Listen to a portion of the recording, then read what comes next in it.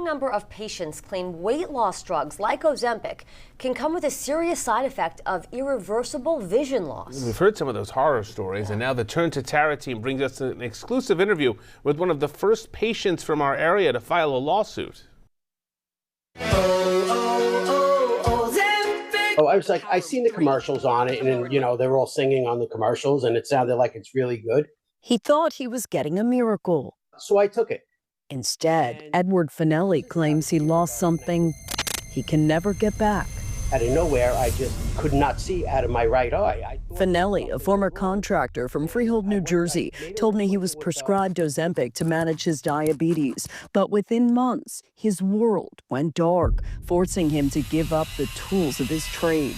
I couldn't take a chance of doing more of the contracting work and worrying about cutting my fingers off. Finelli says he was diagnosed with NAION, a sudden onset condition with no cure, and he is now the first patient in New Jersey to file a lawsuit in state court against the makers of Ozempic, claiming he was never warned the blockbuster drug could lead to irreversible vision loss.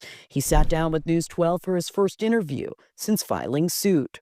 If they would have told me, you know, there's a chance I could lose my vision, I never would have took it. And he's not alone. Long Island attorney Jason Goldstein represents more than a dozen clients, including Finelli, in lawsuits that center on semaglutide, the active ingredient in Ozempic and similar drugs, which has now been linked in medical literature to NAION. But Goldstein claims the drug makers failed to warn patients. That's the crux of this case.